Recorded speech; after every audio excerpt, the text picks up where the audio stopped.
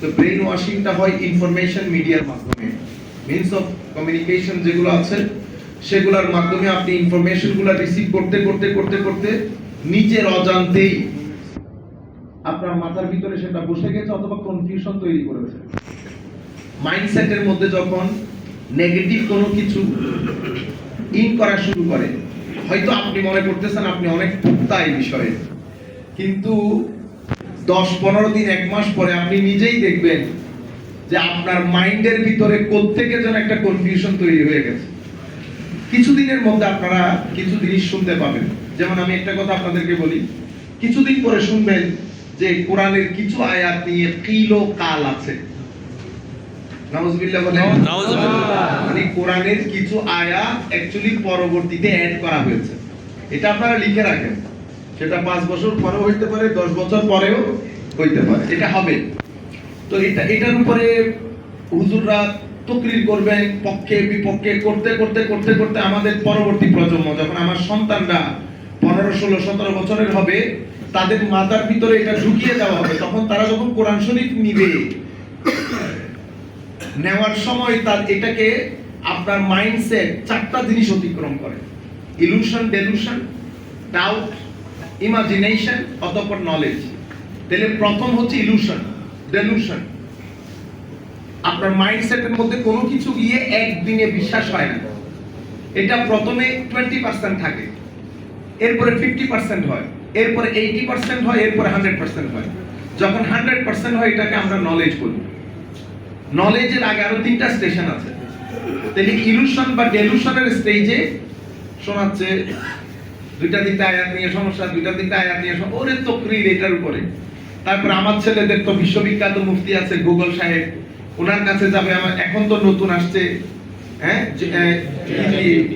জফা করুন, তো এরে জিজ্ঞেস করবে। তো ভদ্রলোক আপনাকে আগে আপনার মাইন্ডসেট পড়ে সে আয়, কারণ আপনার সার্চিং এর উপরে বেস করে he knows you more than you know yourself. আপনি আপনাকে যতটুকু জানেন তার চেয়ে বেশি এআই আপনাকে জানে। আপনি যে আন্দাজে সার্চ করবেন, আপনি যখন আমার নবীর নাম, সাহাবায়ে নাম, আলে রাসূলের নাম ভদ্রতার সাথে 2-3 বার নিবেন, আপনি এরপরে যেটাই লিখবেন সে আলে রাসূলের শানে আলাইহিস সালাম বলবেন, পরবর্তীতে যে ইনফরমেশনগুলো আপনাকে দিবে। আর আপনি যদি শুরুতে এক গাছের নাম লিখে দেন, তখন দেখবেন সে ওভাবে আপনার সাথে রিঅ্যাক্ট করবে।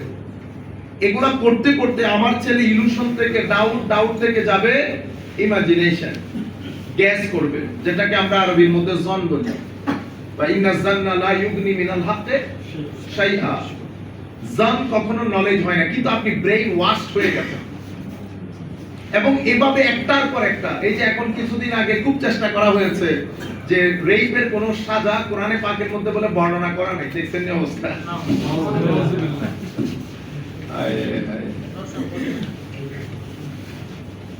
যাই হোক, এটা আলাদা একটা বিষয়, আল্লাহ তৌফিক দান করলে সমুদ্র বইবে সেদিন। তো আমি আপনাদেরকে বলতে চাচ্ছি, এখন আমরা ধারাবাহিকভাবে প্রচার করছি, ছেলেদের মাথার ভিতরে এগুলো কাঁপতেছে। এক পর্যায়ে আপনি বুঝতেও পারবেন না ছেলে 50% হয়ে গেছে। আপনি যখন when you are in the state of doubt, that means 50-50, it might be right, it might be wrong. আপনার সন্তানরা বলবে না, হতেও পারে, নাও হতে পারে, বুঝছেন না? যেমন কিছুদিন আগে আমরা একটা জায়গায় বসেছি, তো আমাদের ধর্মের মধ্যে ধর্মীয় উগ্রতা আছে, এটা আমাদের অনেক আলেম স্বীকার করে, বুঝতে পেরেছেন? তো আপনি যদি উগ্রতাটাকে অস্বীকার করেন, তো বুখারী শরীফের কিতাবুল খাওয়ারিজ আপনি কোন জায়গায় রাখবেন? বাদ দিয়ে ফেলেন। তাহলে উগ্রবাদিতা তো অবশ্যই আছে, হুজুরকে জায়গা করে দেন। মাশাআল্লাহ মাশাআল্লাহ। তো চাচ্ছিলাম যে তাইলে আপনি যখন মানে 50-50 হয়ে যাবে, তাহলে আপনার মাথা থেকে ওই জিনিসটা তো সরে গেছে। এখন আসেন আলে রাসূল, সাহাবায়ে কেরাম। মনে রাখবেন, পৃথিবীর মধ্যে আমার নবী সাল্লাল্লাহু আলাইহি ওয়াসাল্লামের জমানা থেকে আমাদের মধ্যে কোনো কথা হবে না বেটা। আমাদের ভিতরে মুসলমানদের ইখতিলাফ, যেটা আপনারা যে ইখতিলাফগুলো দেখেন, সেই ইখতিলাফগুলো আইডিওলজিক্যাল না, সেই ইখতিলাফগুলো মোস্টলি পলিটিক্যাল। তাহলে মুসলমানরা, আপনারা ডিস্টার্ব করলে কথা বলতে পারবো না, কোনো আওয়াজ শব্দ হবে না। কেন এরকম? সামান্য মানুষ, 50-60 জন মানুষ।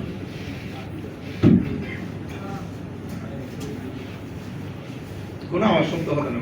আপনারা একজন রাসূল এবং আসহাবে রাসূল, আমার নবী সাল্লাল্লাহু আলাইহি ওয়াসাল্লামের সময়কালের মধ্যে এই যে এক ব্যক্তি বললো না আপনি আপনার বন্টন প্রক্রিয়া যথাযথ হয়নি বলছেন, তো সে তো মুসলমানের ছেলে।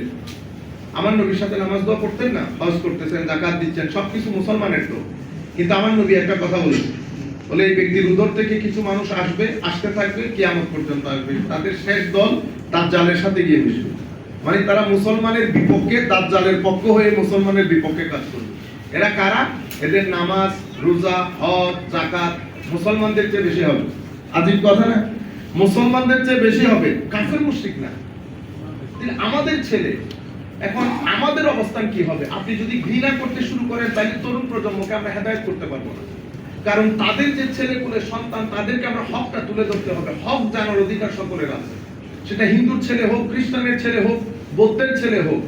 এজন্য সুফিয়ায়ে কেরাম আল্লাহর দর্তির মধ্যে আমার নবীর পরে, সাহাবায়ে কেরামের পরে দ্বীন প্রচারের ক্ষেত্রে সবচেয়ে সফল সুফিয়ায়ে কেরাম।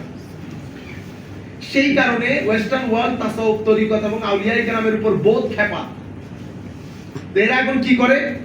এরা এখন আমাদের মুসলমানের ছেলেদেরকে দিয়ে বেদাত ফতোয়া দিয়ে যাচ্ছে। মাজার মানি বেদাত, মাজার মানি দেখছেন না? গত 20 বছর ধরে মিডিয়া বক্তব্য, এই ইউটিউব, ফেসবুক, কথা একটা, মাজার পূজা, মাজার পূজা, মাজার পূজা।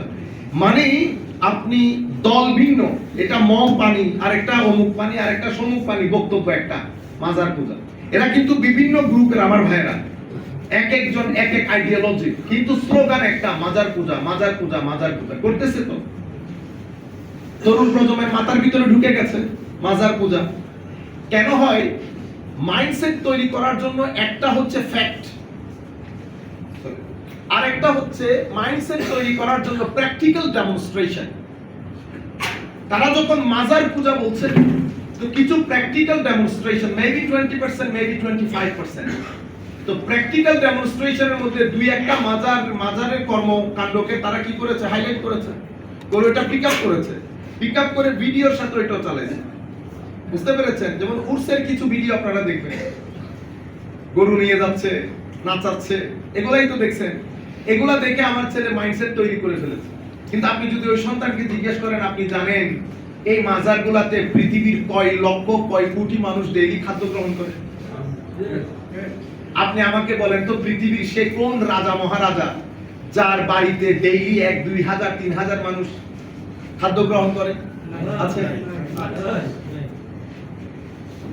মাজারে পয়সার 85% মাদ্রাসা যেগুলা চলে, এগুলা কি সুন্নিদের মাদ্রাসা? না। চলে তো? আচ্ছা। ওয়েলফেয়ারের ক্ষেত্রে এবং সমাজের কোএক্সিস্টেন্স যেটাকে বলে, টলারেন্স, সবার সাথে সম্প্রীতির সাথে চলা, এটার প্রমোশনের ক্ষেত্রে মাজারের যে অবদান, এটাকে আন্ডারস্টিমেট করা হয়নি। আচ্ছা, লাখো মানুষ সামাজিকভাবে ডিপ্রেসড। আমি যদি মাজারগুলো বন্ধ করে দেই, ওই মানুষগুলোর উপরে যদি গভর্নমেন্ট টাকা খরচ করে, তো $1 মিলিয়ন যদি গভর্নমেন্ট 2 মাসে খরচ করে, গভর্নমেন্টকে এই টাকা দিবে কে? ওয়েস্টার্ন ওয়ার্ল্ড, আমেরিকা, ইংল্যান্ড এই যে মিলিয়ন ডলার ডিপ্রেশন জন্য খরচ করতেছে, আমাদের সরকার কি সেটা পারবে? আপনি একটা রাস্তা বানাইতে পারেন না, সে $1 মিলিয়ন ডিপ্রেশনের জন্য খরচ করবে? তাই এই যে হিলিং সেন্টার, এটাও কিন্তু মাজার থেকে হয়। আপনি আমাকে জিজ্ঞেস করতে পারেন, হুজুর অরাজকতা নাই? অফকোর্স অরাজকতা আছে। যেখানে ভালো থাকবে সেখানে মন্দ থাকবে। আপনি বলেন না মানুষের বাংলাদেশ, আপনি খুঁজে দেখেন কয়জন মানুষ পাবেন। বুঝতে পেরেছেন? এরকম তো আম মানে সব আম না, সব আম না। তো আমি জাতির কাছে কোনটা তুলে ধরবো? আমি আপনাকে সত্য সন্ধানী কখন মনে করব? যখন আপনি সত্যটা তুলে ধরবেন, যে এখানে এই ঘটনা ঘটে, আসল ঘটনা এটা, নকল ঘটনা এটা, আপনি সত্য অনুসন্ধানী। কিন্তু আপনি জেনারেলি বলে দিচ্ছেন পূজা। তো আমি যখন মাজারে গেছি, আমি কি পূজা করেছি? না। আচ্ছা, এরপরে আমাদের এই ছেলেগুলোকে কে বুঝাবে যে তারা, ধরেন আমাদের এখানে আমাদের যখন ওয়েস্টার্নাইজেশন শুরু হয়েছে, গত শতাব্দীর আগে আমাদের ইসলামিক মানে মুসলিম ফল ডাউন হয়েছে অটোমান এম্পায়ারের পতনের সাথে সাথে। অতঃপর পৃথিবীতে ওয়েস্টার্নাইজেশন, ঠিক আছে, ওয়েস্টার্নাইজেশন এবং প্রসেস অফ সেকুলারাইজেশনের মাধ্যমে পুরো পৃথিবী সেকুলারাইজড হয়েছে এবং হচ্ছে, প্রসেসের মধ্যে আছে। এবং 1971 থেকে বাংলাদেশের মধ্যে যে প্রসেস অফ সেকুলারাইজেশন চলতেছে, এটার আদলে আপনি কালচার বলেন, স্টেট বলেন, এডুকেশন বলেন, এবং মোরালিটি বলেন, সব সেক্টরের মধ্যে কিন্তু সেকুলারিজম প্রতিষ্ঠিত হয়ে গেছে। বুঝতে পেরেছেন? এখন আমার ভাই সেকুলারিজম এইটিজম না, আই নো সেকুলারিজম এইটিজম না, কিন্তু সেকুলারিজম এইটিজম মুক্ত নয়। সেকুলারিজম হচ্ছে এইটিজমের ফার্স্ট স্টেজ, যেভাবে এক্সট্রিমিজম হচ্ছে টেরোরিজমের first stage. every extremist is not terrorist. সকল এক্সট্রিমিস্ট টেররিস্ট নহে, but extremist is the first stage to terrorist.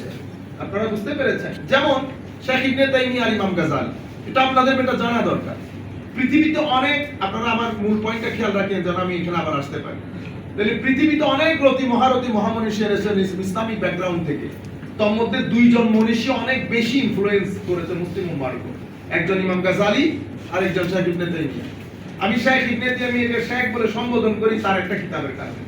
সে আমার নবীর শানে গুস্তাখিকারীর বিরুদ্ধে একটা কিতাব লিখেছে, আসওয়ারিমুল মাসলুল, খোলা তরবারি। এটার কারণে উনার প্রতি আমার একটা সামান্য সম্মান।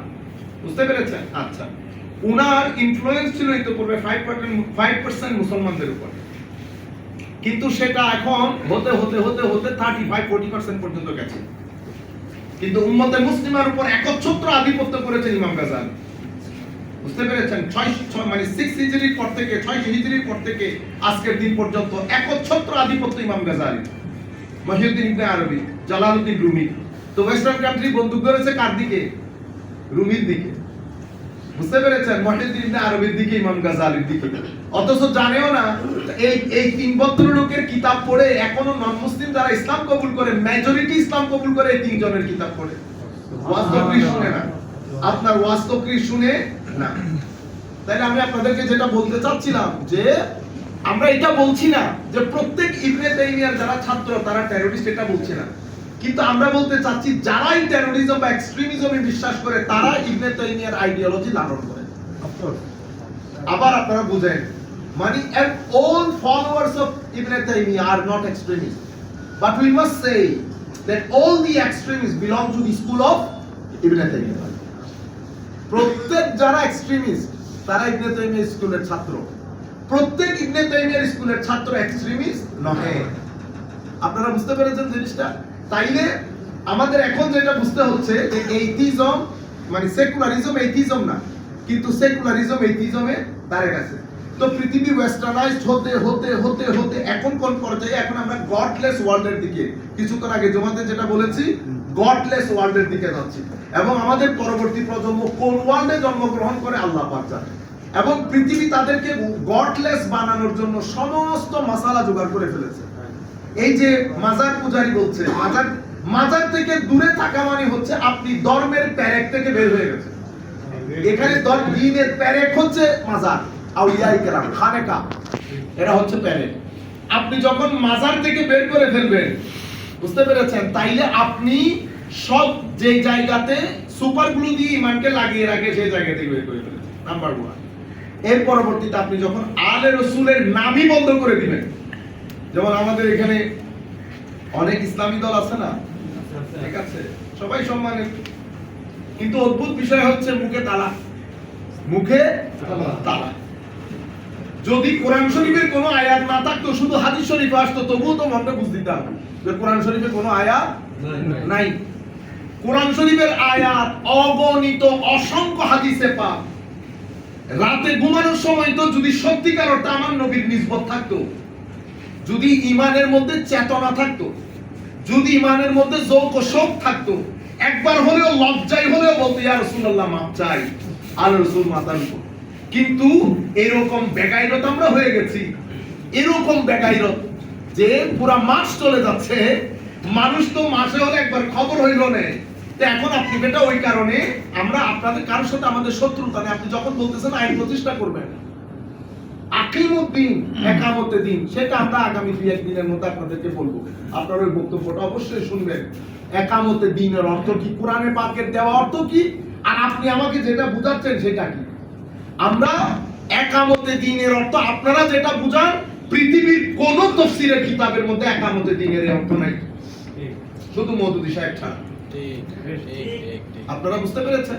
তাইলে এখন আপনি একামতে দিন আমরাও চাইতেছি, কিন্তু কারবালার মধ্যে আপনি যখন কারবালার পরে দিন প্রতিষ্ঠা করতেছেন, তো আপনি কোন আদর্শ লালন করতেছেন, কোন জজবা লালন করতেছেন, you must have to make it clear to us, either ইয়াজিদিয়ত অর হুসাইনিয়ত।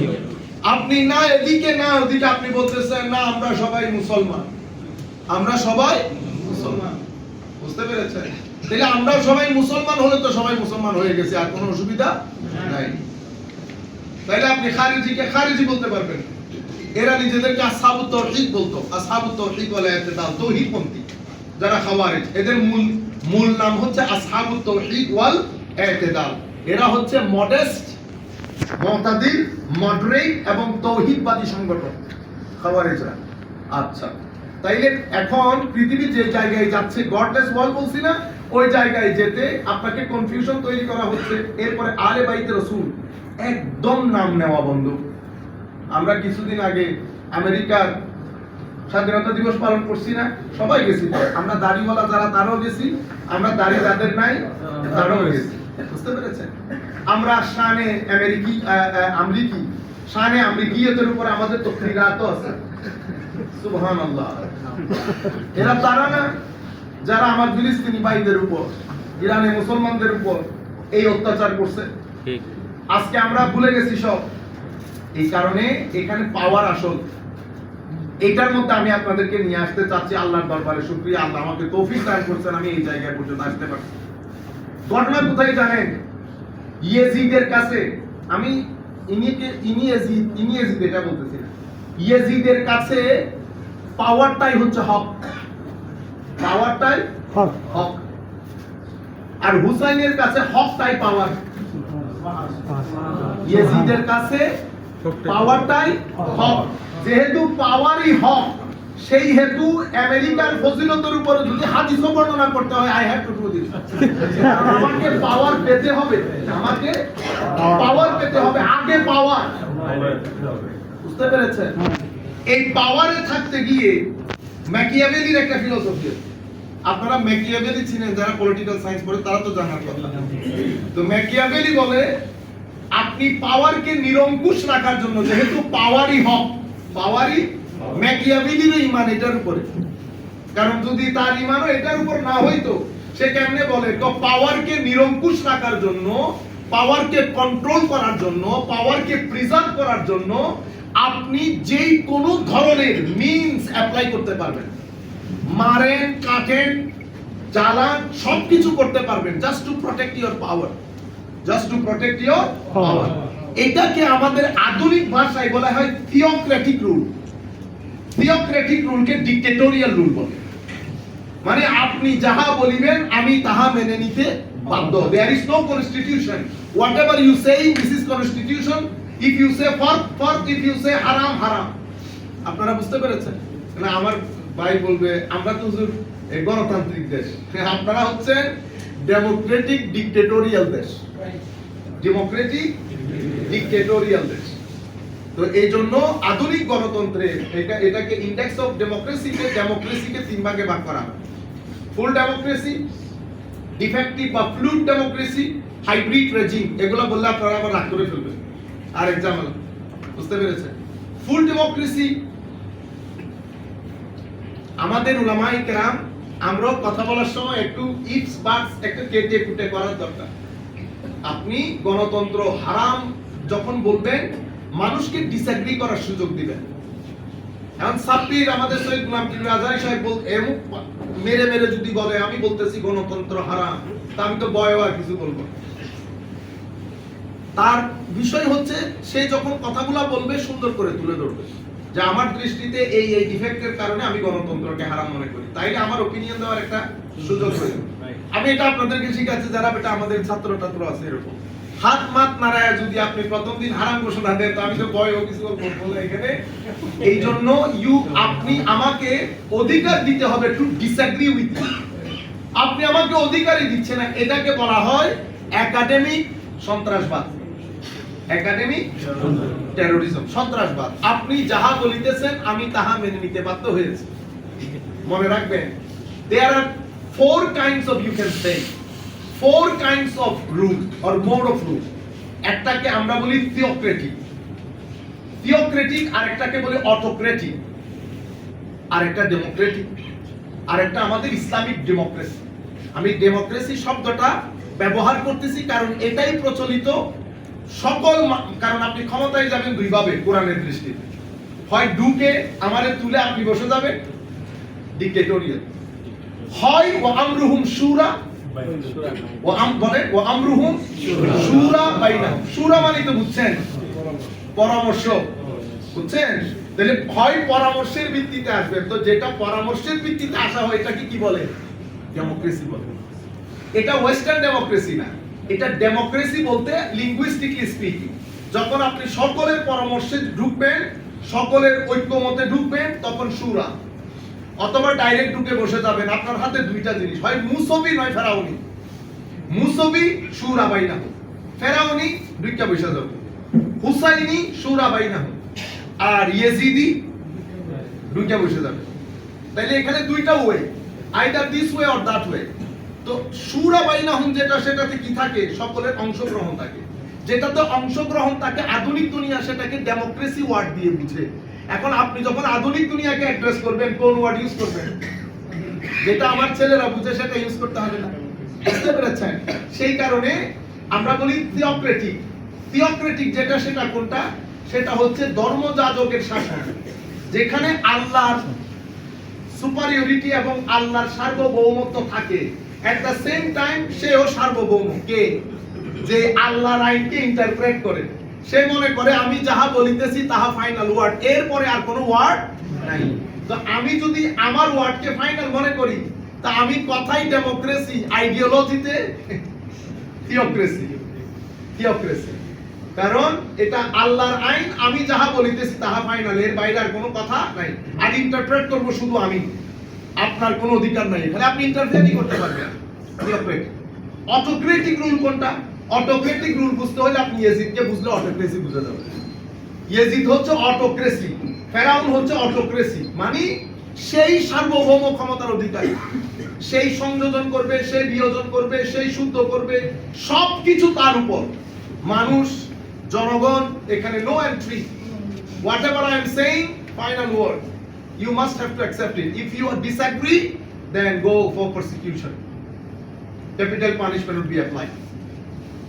এরপরে এখান থেকে পৃথিবী বের হয়েছে ডেমোক্রেটিক রুলের দিকে। ডেমোক্রেটিক এখন বহু জাতীয় ন্যাশন স্টেট হয়ে গেছে। আপনি বাংলাদেশি, আমি ইন্ডিয়ান, অমুক পাকিস্তানি, অমুক শ্রীলঙ্কান, ন্যাশন স্টেট।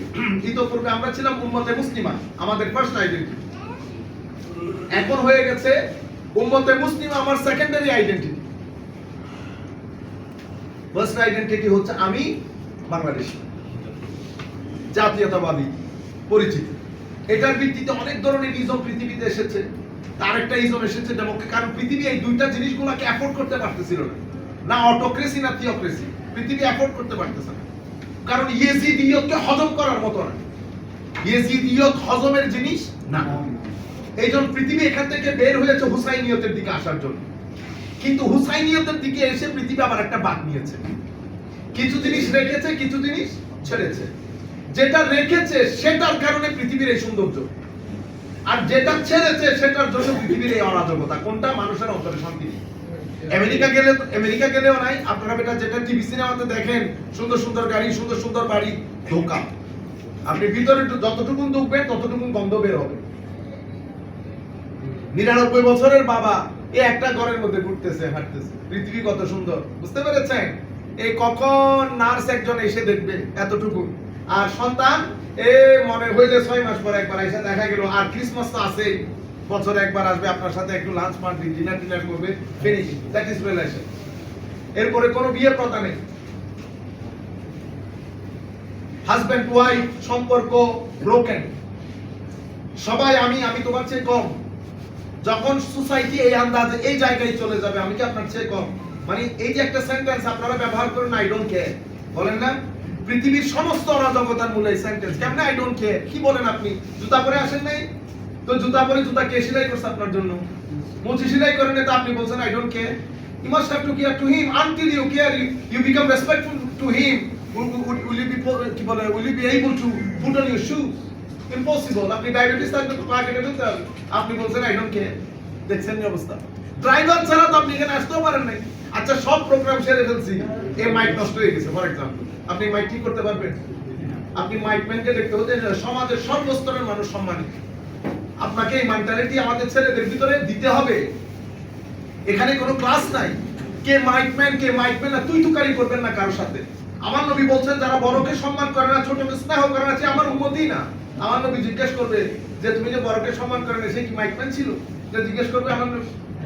ইন্না লিল্লাহি ওয়া ইন্না, এই অরাজকতা কোন জায়গা থেকে আমাদের এই দেশে ঢুকছে আল্লাহ পাক জানে। এবং আমরা বয়সের দিক বিবেচনা করে এই সম্পর্কগুলো ঠিক করি না, আমরা ঠিক করি আমাদের চেয়ারের উপর বেস করে। বড় চেয়ার ছোট চেয়ারকে তুই বলে, বয়স ডাজন্ট ম্যাটার, বয়স ডাজন্ট ম্যাটার। ইন্না লিল্লাহি ওয়া ইন্না ইলাইহি রাজিউন। আপনি যখন, এটা খুব গুরুত্বপূর্ণ বিষয়, আপনি যখন গরিবের সম্মান মারবেন, পৃথিবীতে পশ্চিমকালেও আপনি সম্মানী হতে পারবেন না। এই জন্য আমাদের মন্ত্রী মিনিস্টারও বড় বড় জায়গায় গিয়ে লাইনে দাঁড়িয়ে থাকতে হয়। সম্মান আছে। আপনি এখানে না গাড়ি দৌড়াই চলে গেছেন, আপনি বাইরে আমরা দেখতেছি না ইংল্যান্ড আমেরিকা কি হয়, দাঁড়ায় আছেন। আপনাকে জিজ্ঞেস করছে আপনি কোন দেশের লোক। আপনি শুধুমাত্র মন্ত্রিত্বটা ছাড়েন, শুধুমাত্র মন্ত্রিত্বটা ছাড়েন।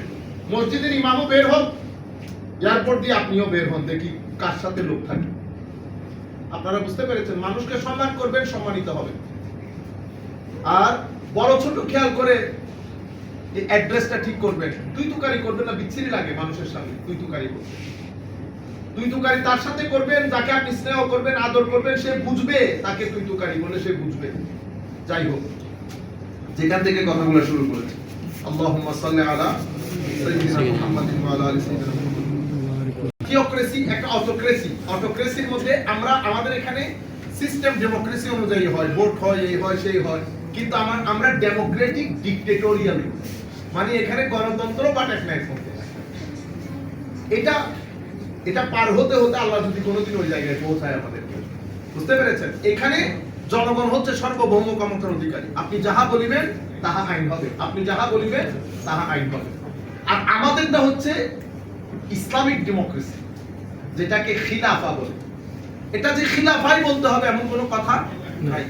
ধরেন এখন আমি একটা কথা বললাম, আপনি এটা শোনার পরে যদি জাজালো বক্তব্য দিয়ে দেন, এরকম না।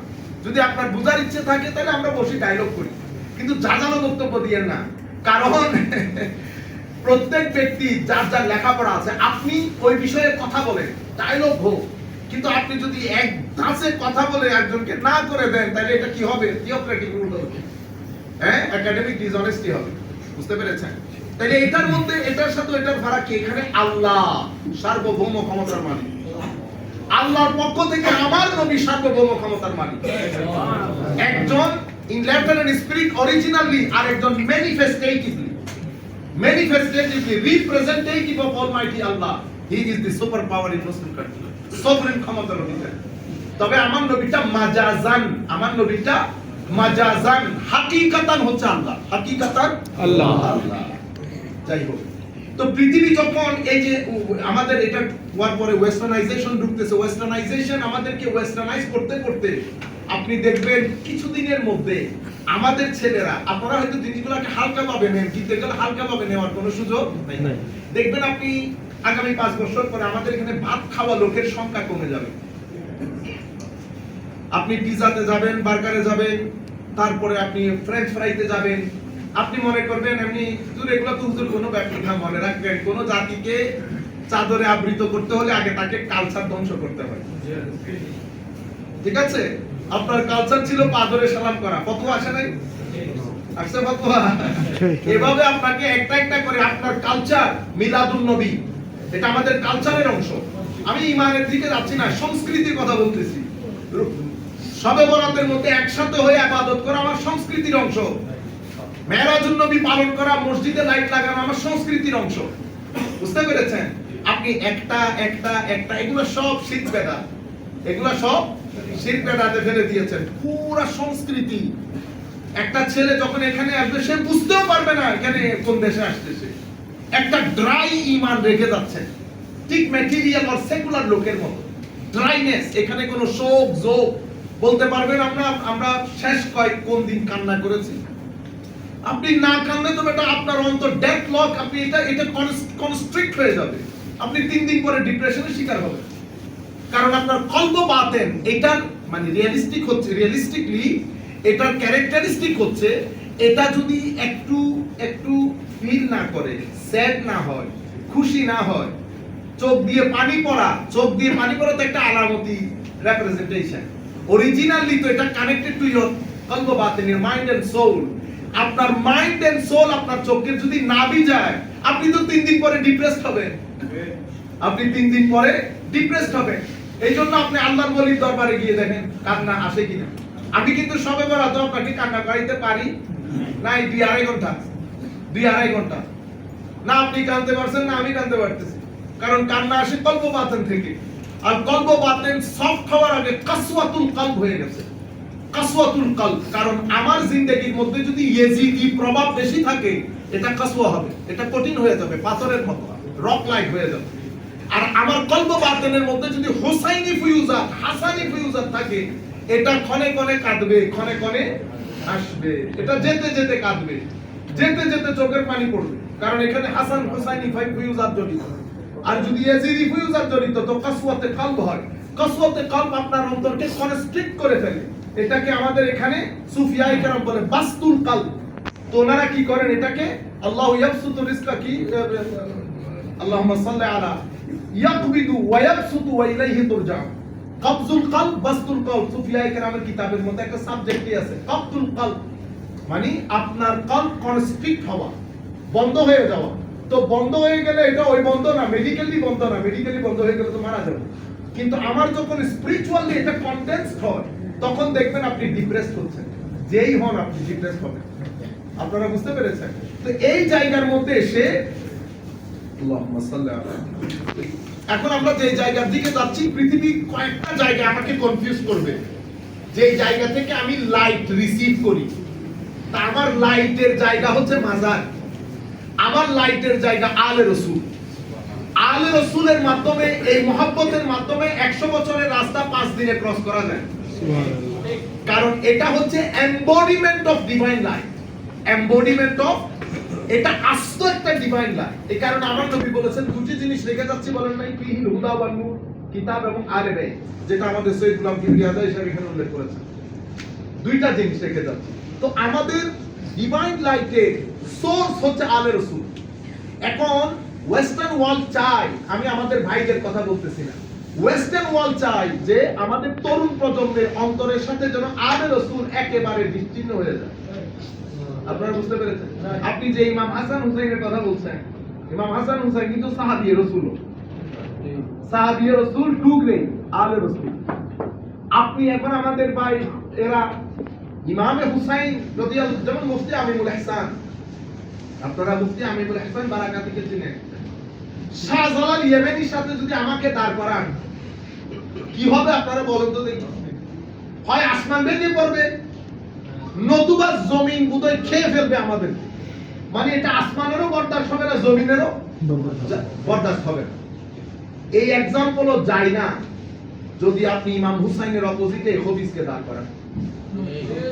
ঠিক ঠিক, আপনি কাকে কোন একটা ব্যাপার আছে না, আপনি কারে কোন জায়গায়, আপনি আমাদের বাঁশখালী অঞ্চলের ওয়ার্ডের বিএনপির মেম্বারকে দাঁড় করাই দিয়েছেন প্রেসিডেন্ট জিয়াউর রহমানের সাথে। হয় আপনি মারা যাবেন, হয় জিয়াউর রহমান সাহেব স্ট্রোক করবেন, দুইটা দেখে। বুঝতে পেরেছেন? কোন পাগলও চিন্তা করবেন, কিন্তু আপনি চিন্তা করতেছেন কেন? কারণ টাকা পয়সা বড় খতরনাক, টাকা পয়সা মাল ও দৌলত। কারণ এই আমাদের এখানে আমার নবী হাদিসে পাকের মধ্যে একসাথে করে গেছেন এটা, উম্মত তোমরা শিরক করবে এই ভয় আমি করি না, আমি ভয় করতেছি দুনিয়া। দুনিয়া দুনিয়া দুনিয়া মানে কি? দুনিয়া মানে যুইরা লিন-নাসি হুব্বুশ শাহাওয়াত মিনান নিসা ওয়াল বানিন ওয়াল কানাতিরিল মুকান্তারা। তিনটা জিনিস, একটা হচ্ছে আমাদের অপোজিট, আরেকটা হচ্ছে স্ট্যাটাস, আরেকটা হচ্ছে টাকা পয়সা। এখন সবাই চায় মার্সিডিজ কার, সবাই চায় একটা বাংলোতে থাকবে, একটু এলিট ক্লাসের মতো লাইফ লিড করবে। তা আমরা যারা মাদ্রাসায় পড়েছি আমরা 99% দারিদ্র্য সীমার নিচ থেকে এসেছি। দারিদ্র্য সীমা আল্লাহ পাক আমাকে আনাই নাই, আলহামদুলিল্লাহ রাব্বিল আলামিন, সেটা ভিন্ন জিনিস, কিন্তু আমার তো এটা স্বীকার করতে হবে আমরা যারা মাদ্রাসায় পড়েছি 98% অথবা আপনি যদি আরেকটু কেয়ারফুলি বলেন 90% দারিদ্র্য সীমার নিচ থেকে উঠে আসা। আর আমাদের যারা আলিয়া মাদ্রাসায় পড়েন সেখানে পার্সেন্টেজটা একটু কম। আলিয়া মাদ্রাসার মধ্যে 80% ধরতে পারেন, আর আলিয়া মাদ্রাসার বাইরে তো আপনি মনে করতে পারেন 99.99%। আমরা কোত্থেকে এসেছি? দারিদ্র্য সীমার নিচ থেকে। তো আপনি যখন প্রাণো টিএক্স চালাবেন তখন আমার মনে সন্দেহ জায়গাটা স্বাভাবিক।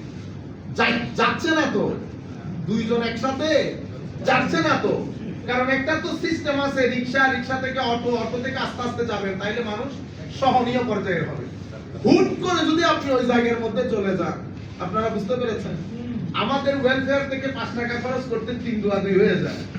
আবার 100 কোটি 200 কোটি, যেই দেশে ম্যাক্সিমাম মানুষের ঘরে ভাত নাই, যেই দেশে দাঁতের ডাক্তার 15,000 টাকার বেতনে রাজি হয়ে যায়, বুঝতে পারছেন আপনি অরাজকতা কিরকম। 15,000 টাকায় একজন ডাক্তার রাজি হয়ে যাচ্ছে সে আপনার সাথে কাজ করবে। সেই দেশে 100 কোটি 200 কোটি 300 কোটি, আপনারা বুঝতে পেরেছেন তো, একটা বিশাল বড় টাকার বিষয় আছে এখানে বিভিন্ন অ্যাঙ্গেল থেকে। তাইলে আপনাকে, আমাকে, আমাদের সকলকে, মানে এখানে আলে রাসূলের জিকিরকে ব্যান করে দেওয়া হয়েছে, নামে উচ্চারণ করে নাই, করছে না। তরুণ প্রজন্মের মাথার ভিতরে পুরা ঢুকে গেছে এখন। আমাদের মন্ত্রী, মিনিস্টার, আমাদের মিডিয়া সব জায়গায় কাভারেজ ওখানে। আলটিমেটলি 10 বছর পরে আমার ছেলেও জিজ্ঞেস করবে, বাবা আলে রাসূল কতটুকু নেবেন? আসেন এখন আমি শুধু এই আয়াতের ব্যাখ্যাটা করি। ইন্নামা ইউরিদুল্লাহ লিইয়ুযহিবা আনকুমুর রিজস আহলাল বাইত ওয়া ইতাহহিরাকুম তাতহীরা। আমাদের ইউরিদুল্লাহ আল্লাহর ইচ্ছা, আল্লাহর ইচ্ছা, আর হচ্ছে লিইয়ুযহিবা আনকুমুর রিজসা ওয়া ইতাহহিরাকুম তাতহীরা। এই তিনটা কথা আমরা আমাদের বক্তব্য। আল্লাহ চান, আল্লাহর চাওয়া, এই যে এরাদা ইলাহি, এটা দুই প্রকার। একটাকে বলে তাশরিঈ, একটাকে বলে তাকওয়িনি। তাশরিঈ মানে শরীয়ত, মানে আল্লাহ রাব্বুল আলামিন বলেছেন এটা ফরজ, মানে এই কাজ করতেই হবে, এই কাজ ছেড়ে দিতেই হবে। যে শরীয়তের মাধ্যমে আমরা আমাদের কর্মপন্থাগুলো ঢেলে সাজাই। আমি এটা করতে পারবো, এটা করতে পারবো না, যেতে পারবো না, খেতে পারবো না, এটাকে বলে, এটা আল্লাহর ইচ্ছা, কিন্তু এটা তাশরিঈ, শরীয়তের সাথে সম্পৃক্ত। আরেকটা হচ্ছে তাকওয়িনি। আমার আল্লাহ কোরআনে পাকের মধ্যে বলেছেন ওয়াইজা ইজা আরাদাল্লাহু আইয়াকুলা লাহু কুন ফায়াকুন। যখন আল্লাহ ইচ্ছা পোষণ করেন, কুন বলেন, ফায়াকুন হয়ে যায়। তো আমার আল্লাহর এই ইচ্ছার মধ্যে, এটা খুব ইম্পর্টেন্ট। আমি আল্লাহর দরবারে দোয়া করতেছি আল্লাহ যেন আমাকে বুঝানোর তৌফিক দান করেন। আল্লাহ যখন কুন বলে কোন জিনিসকে অস্তিত্বে আনেন, এটাকে আপনি মাদুম করতে পারবেন, মানে অনস্তিত্বে নিয়ে যেতে পারবেন না। পৃথিবীতে কোনোদিন, কোনো কালে, কোনো প্রজন্ম যদি সবাই মিলে একসাথে কাজ করে পাহাড়কে পৃথিবী থেকে মুছে দিতে পারবেন না। কেন? কারণ এটা আমার আল্লাহর এরাদার অংশ। যেটা এরাদার অংশ সেটাকে মাদুম মানে অনস্তিত্বে, ইনএক্সিস্টেন্টে নিয়ে যেতে পারবেন না। তো এই যে ইজা ইন্নামা ইউরিদুল্লাহ, আল্লাহর ইচ্ছা, এটা তাশরিঈ, এটা তাকওয়িনি। এই আপনি না পুরো পৃথিবী যদি একসাথে হয়ে যায়, আলে রাসূল থেকে রিজসকে, আলে রাসূলের সাথে রিজস যোগ করে দিতে এবং তাহারাতকে আলে রাসূলের সাথে থেকে সরাতে পুরো পৃথিবী এক হয়ে গেল। যেটা যেহেতু এটা এরাদাই তাকওয়িনি, এটাকে আপনি অনস্তিত্বে নিয়ে যেতে আপনি উল্টা লটকে গেলেও পারবেন না, কারণ এটা এরাদা ইলাহি। কি এরাদা মাওলা? আমার এরাদা হচ্ছে লিইয়ুযহিবা আনকুম আর রিজস। এটা খুব চমৎকার সংক্ষিপ্ত ভাষায় বলে দিই। একটা আরবির মধ্যে কোরআনে পাক একটা ওয়ার্ড এসেছে রিজসুন, একটা এসেছে রিজজুন, একটা জা দিয়ে একটা সিন দিয়ে। তো রিজসুন আমাদের বাংলা অনুবাদের মধ্যে আমরা কি করি? শুধু অপবিত্রতা বলে ফেলি না। রিজসুন 3 গ্রেডে হয়। একটাকে বলে হিসি, একটাকে বলে মানবী। মানে রিজসুন মানে যত অমঙ্গল, যত শার, যত মন্দ সেটা আখলাকি ভাবে হোক, সেটা হিস্সি মানে এমনি নাপাকি হোক, অথবা মানবী অথবা বিতর্কত কোন জটিলতা, হিংসা, ফাসাদ এগুলা হোক, তাইলে রিজসুন যখন দূর করেছেন আমার আল্লাহ, কে দূর করেছেন? আল্লাহ। তো যেহেতু আল্লাহ দূর করেছেন রিজসুন, তো রিজসুন মানে কি? তো সমস্ত চারিত্রিক দুর্বলতা, সমস্ত শারীরিক অপবিত্রতা, সমস্ত মানসিক চিন্তার ক্ষেত্রে, মানুষের চিন্তার মধ্যে অস্থিরতা থাকে না, অরাজকতা থাকে, চিন্তা চেতনায়, আকলে, আখলাকে, কলবে, বাতেনে সমস্ত জায়গা থেকে যখন সব সরিয়ে ফেলে, অমঙ্গলকে সরিয়ে ফেলে, তখন রিজসুন শব্দটা ব্যবহার হয়। তাইলে আমার আল্লাহ বলছে সমস্ত রিজ থেকে পবিত্র করেছি। যেহেতু রিজ মুক্ত হয়েছে আলে রসুল, তার মানে আখলাকের ক্ষেত্রে, নিয়তের ক্ষেত্রে, নিয়তের খারাপি সবকিছু থেকে পবিত্র। সুতরাং মদিনা শরীফ থেকে যখন কুফায় যাচ্ছে, আপনি যদি বলেন নিয়তের মধ্যে কি ছিল, নিয়তের মধ্যে চেয়ার দখল ছিল, তো আয়াতের বিরুদ্ধে চলে যাবে। তাইলে তো আপনি আল্লাহর সাথে লাঠি নিয়ে দাঁড়াই গেলেন। আমার আল্লাহ বলছেন রিজ মুক্ত করেছি। তো রিজ মুক্ত মানে চিন্তার বক্রতা এবং লোভ লালসা সবকিছু থেকে মুক্ত করেছি। কারণ রিজ সবকিছুকে কি করে? ইনক্লুড করে, যে কোনো তফসিরের কিতাব করে। এই সি মানবী, এটা আখলাকি ক্ষেত্রে, চরিত্রের মধ্যে কিছুটা জটিলতা থাকে না, এগুলো রিজের অংশ। সমস্ত অপবিত্রতা আখলাকের ক্ষেত্রে, সমস্ত অপবিত্রতা চিন্তার ক্ষেত্রে, সমস্ত অপবিত্রতা মাইন্ড এবং সোলের ক্ষেত্রে, সমস্ত অপবিত্রতা থেকে মুক্ত। সুতরাং মদিনা শরীফ থেকে যখন বের হচ্ছে, কোন কেউ যদি বলে যে ওনার নিয়তের মধ্যে খারাপই ছিল, ওনার নিয়তের মধ্যে লোভ ছিল, ওনার নিয়তের মধ্যে শাসন ক্ষমতা ছিল, তাইলে ইন্নামা ইউরিদুল্লাহু লিইউযহিবা আনকুমুর রিজসা কি হবে? বিরুদ্ধে যাবে। আয়াতের বিরুদ্ধে গেলে কি হবে? এটা সিদ্ধান্ত আপনারা নেন। নাম্বার 1। এরপরে আমি সংক্ষিপ্তভাবে, আরো অনেক কথা বলার ছিল। এরপরে হচ্ছে, আচ্ছা রিজ মুক্ত করেছে, তো রিজ মুক্ত করার পরে এরপরে কি করেছে? ক ওয়ায়ুতাহিরাকুম তাতহীরা, ওয়ায়ুতাহিরাকুম শুধু মুক্ত করে নাই। তাইলে এখানে যখন বলেছে লিইউযহিবা আনকুমুর রিজ, এটাকে যদি আমার শেখ বলেন, আমার উস্তাদ শ্রদ্ধাভাজন, তাখলিয়া, তাখলিয়া মানে এমটি, খালি করা। তাইলে আমার এখান থেকে রিজকে দূর করে ফেলেছে। তো রিজকে দূর করে এটা খালি রয়ে গেল না, তো খালি থাকে আমার আল্লাহ খালি রাখেন নাই। এরপরে কি করেছেন? ওয়ায়ুতাহিরাকুম, এটাকে তাখলিয়া করেছেন। প্রথমটা খা দিয়ে, পরেরটা হা দিয়ে। তাখলিয়া মানে এমটিং করা, খালি করা। আর তাহলিয়া মানে হচ্ছে অ্যাডর্নমেন্ট, এটাকে অলংকৃত করা। তো এক প্রথমে খালি করেছে, অতঃপর ইউতাহিরাকুম, আমার আল্লাহ সমস্ত পবিত্রতা দিয়ে এটাকে অলংকৃত করেছে। এরপরে তাতহীরা, তাতহীরা মানে কি? তাকসীর করেছে। তাতহীরান, তানবিন আছে না? তানবিনের কোন কিছুর মধ্যে তানবিন আসলে অর্থ তিনটা হয়। একটা অর্থ তো অবশ্যই হয়, সেটা কি? তো সেটা হচ্ছে এর পরের শব্দে ভার্ব যেটা এসেছে তাহারা, তাহারার শেষ পর্যায়ে বোঝানোর জন্য, মানে একেবারে এটার উপরে আর কোনো পবিত্রতা নাই, এটা বোঝানোর জন্য তাতহীরানের মধ্যে কি এসেছে? তানবিন এসেছে। তো এমন পবিত্রতা করেছে, প্রথমে তো খালি করেছে, খালি করে অ্যাডর্নমেন্ট করেছে, মানে অলংকৃত করেছে, অতঃপর এটাকে শেষ দরজার পবিত্র করেছে। এটার নাম আলে বাইত। আমার আল্লাহ এই আন্দাজে আলে বাইতকে পবিত্র করেছে, এরা আলে বাইত। সুবহানাল্লাহ। এই জন্য এদের আলে বাইত, এটা এতটুকুন বললে আপনার সিনার মধ্যে খবর হয়। ইমাম হাসান এতটুকুন বললে সিনার ভিতরে খবর হয়। ইমাম হুসেন, সৈয়দা ফাতেমা, এগুলা শুধু নামের মধ্যেই ফুয়ুজ ও বারাকাত। কিসের ফুয়ুজ ও বারাকাত? ওয়ায়ুতাহিরাকুম তাতহীরার ফুয়ুজ ও বারাকাত। এই পর্যায়ের আল্লাহ রাব্বুল আলামিন তাদেরকে পবিত্র করেছেন, এবং এভাবে তাদের ভিতর থেকে, তাদের চিন্তা থেকে, তাদের চরিত্র থেকে, তাদের আকল থেকে, তাদের মাইন্ড এন্ড সোল থেকে সমস্ত কুটিলতা, জটিলতা, কুজাতীয় যাহা কিছু আছে আমার আল্লাহ ধুয়ে মুছে সাফ করে, এবং যাহা কিছু আছে তা দিয়ে আলে বাইতে রাসূলের ভিতর বাহিরকে অলংকৃত করেছেন, এবং এটাকে একেবারে পরিপূর্ণ করেছেন তাতহীরা। ঠিক সেই রকম ওয়া ইউসাল্লিমু তাসলিমান এসেছে, তাসলিমান। তো সালাম তাসলিমান, তো এটা একেবারে শেষ পর্যায়ের সালাম, এর উপর আর কোনো সালাম নেই। বুঝতে পেরেছেন? আল্লাহ রাব্বুল আলামিন আমাদের খামি ও নাসির হোক। আল্লাহ আমাদেরকে হুসাইনিয়ত বুঝার, হুসাইনিয়ত লালন করার তৌফিক দান করুন। আমিন। ব্যক্তি ক্ষেত্রে, আখলাকি ক্ষেত্রে, লেখাপড়ার ক্ষেত্রে হুসাইনিয়ত, এখন হুসাইনিয়ত পালন করা জরুরি। কারণ এটা এমন একটা ইতিহাস, এটার ভিতরে যদি হাকিকত না থাকে এটা এতদিন জিন্দা থাকতো না। কত হিস্ট্রি পৃথিবীতে আসছে, পৃথিবী থেকে গেছে। মনে রাখবেন, এখানে আমরা হিস্ট্রি বলতে আসি নাই, আমরা কোরআন এবং হাদিস থেকে বেরিয়ে হই। হিস্ট্রি তো অনেক পরের কথা, আপনারা বুঝতে পেরেছেন?